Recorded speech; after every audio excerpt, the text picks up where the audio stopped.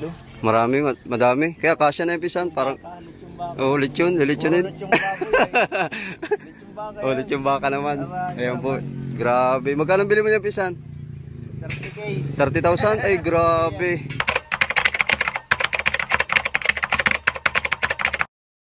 So yun, grabe guys, isang tulog na lang talaga, and I'm sure napakarami nang excited sa inyo ngayon.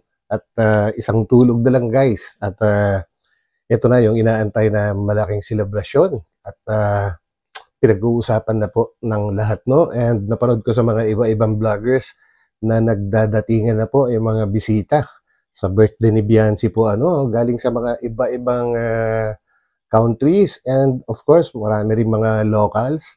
And patuloy lang, tuloy-tuloy po ang mga pagdating na bisita. And grabe guys, nakita din natin, nalaman din natin na si Papa Edu, I'm not sure kung ano to, pero may pinuntahan siya, may pinakita sila ni Supermac po, na isang baka na ipapalit yun daw ni Kalingap Edu para sa celebration nga ng birthday ni Wifey. So yan guys, grabe, mamaya makikita natin yun, pero bago tayo tumuloy doon, syempre ay dadaanan muna natin guys kung ano na nga ba nangyayari dun sa practice ni na Kalingap Rab at mga ibang Kalingap Angels, Kalingap Boys, and lahat na po, mga nagpa-practice ng mga sayaw, modern, tsaka cotillion po, So yun, and bago tayo tumuloy, syempre, huwag kalimutan magdamsak guys, and patuloy lang natin suportahan ang buong Team Kalingap sa pangunguna ni Kuya Val Santos Matubang.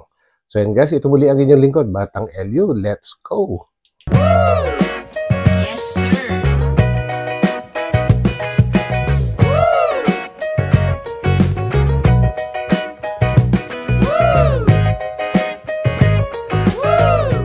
Konting-konti na lang talaga. Cotillion, yan, konti na lang. Kailangan na talagang kabisahin. Modern dance naman, napaka-basic lang nito kasi palagi naman sanay naman kami doon. Yung cotillion lang talaga yung first part ng mahina. Pero yun, masaya ako kasi andito yung pagkakaisa namin, especially ng Kalingap Angels. Yan, sa gaya niya, nagtulong-tulong sila pag practice namin. Balik na lang yung upuan. Yung mga ganitong gawain sa loob ng ating tahanan, di ba? Yung nakakatuwa, nakataba ng puso kasi lumalawak na kami, lahat sila from beneficiary ko, even si Buninay, ayan. Hindi siya kasali, andito siya sa loob ng tahanan ng Team Kalingap. So, saya lang ako na malaki na natin sa tahanan natin, pamilya natin, Team Kalingap. Malaki na tayo, so hanggat nandyan po kayo, mga viewers, part ng kantahan natin. Kasi kung wala naman po kayo, paano rin sila? Mga natin, mga scholars na. So yun po ngayon, andito yung cooperation ng bawat isa para sa celebration po ng debut ni Biancy. So ganun lang naman, kung sino yung may celebration, cooperate. And so yun guys, hanggang ngayon ay talaga napapabilib ako ng sobra-sobra kay Kalingap Rab. Sa dinami-dami kasi guys ng kanyang mga beneficiaries, ay gumagawa pa siya ng pantulong, yung mga biglaan or naghahanap sila ng mga tinutulungan sa iba-ibang lugar, no? Grabe, ang hirap isipin kung paano niya nasusustain lahat po ng mga gastusin. And hindi lang naman para sa mga beneficiaries po yung mga gastusin niya po, may mga pinapasahod din siya, kagaya ng mga kasamahan niya. May mga allowance yung mga yan po guys. And gastos sa kuryente, sa tubig, lahat-lahat po yan ay siya yung gumagastos. And syempre, may mga nagbibigay din siguro, pero hindi naman siguro ganong kalaki, At ang mga talagang nabibigyan ay yung mga ibang beneficiaries directly. Pero kay Kalingap Rab, I'm not sure kung may mga nagbibigay din sa kanya pantulong para sa mga ibang expenses po. Kaya ako napapabilib guys kasi parang wala siyang kapaguran sa pagtatrabaho, sa pagbablog. Wala talagang pahinga halos.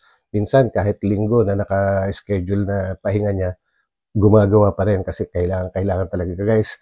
And ito ang pinaka-the best sa lahat kasi napakagaling niyang leader sa mga tinutulungan po niya, and syempre pati sa mga kasamahan niya po, nagagawa niyang pagkaisahin lahat po sila, sa pagka may mga event, nagtutulong-tulong sila, kagaya ng narinig natin sa kanya kanina. But kahit hindi niya sabihin yun guys, nakikita na kaagad natin na ganun nga yung nangyayari dahil isa nga po siyang magaling na namumuno sa kanyang mga beneficiaries at mga kasama guys. So ayan, tuloy natin. Tingnan natin kung paano na nangyayari sa kanilang practice sa sayaw. Grabe.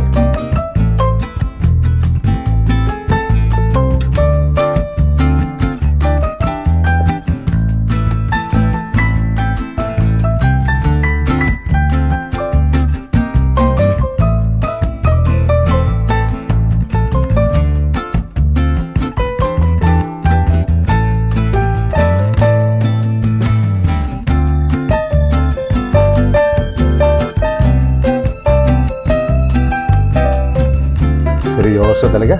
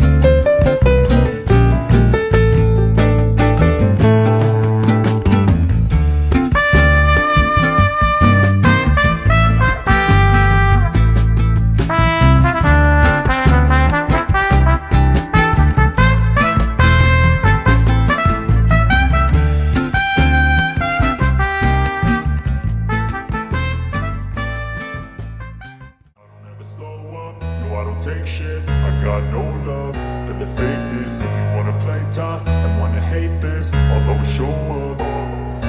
I don't ever slow up, no I don't take shit. I got no love for the fakeness. If you wanna play tough and wanna hate this, I'll always show up and make a statement. I don't ever slow up, no I don't take shit. I got no love for the fakeness. If you wanna play. So yun guys, no, talagang halatang-halata na mas mas sanay sila na sumayaw ng mga modern dance kaysa sa cotillion. Kasi nakikita naman natin talagang pagka sa modern dance, synchronize yung mga kilos mo nila, no? So, galing. So tuloy natin. And wanna hate this, I'll always show up and make a statement. Everything I do so instinctive and so passionate. Every word I move so descriptive like an adjective. I got a vendetta against people who patented. Yun. And so yun, at konting-konti na nga lang daw, sabi ni Kalinga Prab, at cotillion na lang, yun talagang, kumbaga pinaplansya na lang nila po, ano. Pero sa modern dance, okay na. So tingnan naman natin guys yung sinasabi ni Supermac at ni Kalingap Edu na binili na isang baka po, ano, para ipapalit yun para naman sa birthday celebration ng kanyang wifey. Grabe, talagang pinagandaan guys, talagang pinagandaan. Ipapakita po ako sa inyo. At yung pong ipang handa po ni Kalingap Edu para po sa birthday ni Biancy. Grabe. Tingnan po natin mga Kalingap kung ano yun.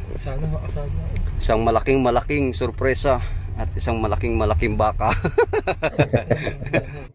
Pero guys, yung mga lechon, pagkain, kumbaga, andyan na yan given na, no? Pero mas excited talaga ako guys sa mga pasabog na mangyayari dahil lahat po, ang daming nagsasabi na may mga pasabog daw.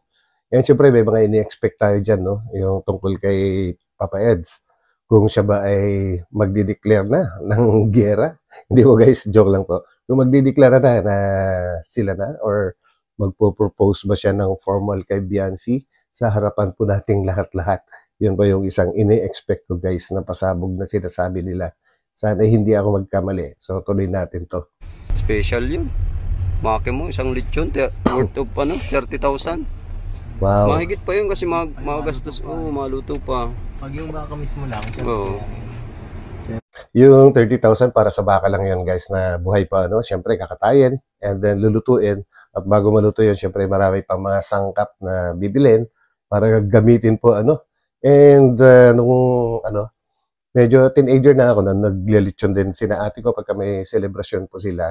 Yung ginagawa po nila dyan guys is may mga tinitimpla sila and then pineapple juice na napakarami and then injection. Talagang tinatagtad po nila yung habang pinapaikot yung baka, tinuturukan ng ano, kung ano-anong mga juice. So yan po guys. Yung iba naman, pagka mga lalaki, talaga yung mamumulutan nilalagyan din na fundador. Lulutuin, mas mahal yun. Mas mahal yun. Tsaka matagal lutuin yun, no? Mga maghapon siguro yun. Ano po natin si Kalingap Edo. Ayun. At ayan po mga Kalingap. Kasi bumili po pala siya ng ano, ng baka. Ayan po. Para po sa birthday ni Biancy. Marami kasing dadalo. Marami. Madami. Grabe, Kaya ano? kasya na impisan pa. Talagang totoo nga na maraming dadalo kasi kagaya nung nabanggit ko kanina po na ang dami nang nagdatingan and may mga nagdadatingan pa. At marami pang parating na galing kung saan-saan panig ng mundo po ano at kung saan-saan panig ng Pilipinas. Grabe. So talagang pinagandaan din. Oh, lechon. Lechonin. Baka Oh, lechon baka naman. Ayan po. Grabe. Magkano bili mo niya pisan? 30K. 30,000? Ay, grabe. Oo. Wala sub. Grabe mga Kalingap po. Abangan nyo. Ko lang ito dati ngayon, 30 na yan. Lilitsunin. Kumbaga pang lechon talaga guys, no? Kumbaga sa tao ay mga binatilyo or binata, yung baka na yan, hindi siya bata at hindi rin siya matanda, nasa kalagitnaan siya. Sa birthday po ni Biancy. Grabe naman pinsan. Klase, malaki na. Pero pa dyan pinsan yung pasabog mo tsaka yung regalo mo. Yun. Iba pa yun. Panghanda Uy, lang talaga grabe. yan. Ay, grabe. May regalo pa. No? Lechon baka. Lechon baka. Puro lechon baboy. Kaya para maiba-iba naman ano. Ayan mga Kalingap. Nakaka-excite talaga guys. Papaluto mo? Oo, pambihira paano kaya malaki yan. Kaya ano natin yan. Lilitsunin. Sarap niya mga Kalingap. Nagalit na yung baka. Narinig yata ang usapan. Narinig ano, Nako. nalilitsunin ano. Mga ilang kilo yung pinsan? Mga ano yan, mga 60 kilos. 60, grabe. Pwede na. Higit pa nga eh. Higit pa. Baka mga 80 yan, 90. Eh mga Kalingap ano. Kilos yan, 90. Abangan nyo mga Kalingap, mapalit yun si Kalingap Edo ng baka para po sa Dibo ni Biancy. Grabe, ang bira. Dati napapanood ko lang yung kay ano eh, dun sa sinumbagang vlogger yun. Yung naglilit yun sila ng baka. Putik ngayon, panghanda na ni Biancy mga Kalingap. Iba talaga. Ngayon pala guys, na-imagine ko na at yung mga makakarating dyan sa birthday ni Biancy po ano, ay talaga sobrang mag-enjoy hindi lang sa excitement na mga magaganap kundi pati sa pagkain kasi parang may mababanggit din yata si Super Mac na ang naghahanda rin po sina Kuya Val ng mga 10 lechon po yata na baboy. Nako, Diyos ko. Kung lechon pa lang, 10 baboy, tapos isang baka. Siyempre, marami pa mga iba-ibang mga putahe dyan. Nako, kain po kayo na marami at yung may mga HB dyan, may mga high blood, magdala na po kayo ng gamot sa mga makakapag-attend yun. Si Biancy. Ilang lechon baboy yun yung balita mo? Ilan ang ano? Sila Kuya Balyada mano. 10 daw eh. Sino Kuya Bal nga? 10 lechon Dami, baboy. 10. Grabe ano. Kasi marami daw attend. 10 lechon baboy, tas isang lechon baka. Sana all. Grabe. So yun guys, no? Grabe. Ang hirap ma-imagine din, no? Talagang ang dami rin nagmamahal talaga kay Biancy. And sobrang dami nag-aabang kasi mahigit 1 taon na talaga na inaabangan na mangyari ito, na magde-debut siya kasi nga para maging legal age siya guys, di ba? Para saktuhan na sila ni Papa Ed. So yun, at hindi na masisita ng kahit sino man dyan. So yun guys, and yung mga magulang naman ni Biancy, alam naman natin na open-minded sila pagkausap na if ever na mag-propose si Papa Eds or mag-declare sila na hindi, wala namang kumukontra sa kanila. Kumbaga nakasupport na lang sila kay Biancy and sino nga ba naman si Papa Eds, di ba guys? Para kontrahin pa.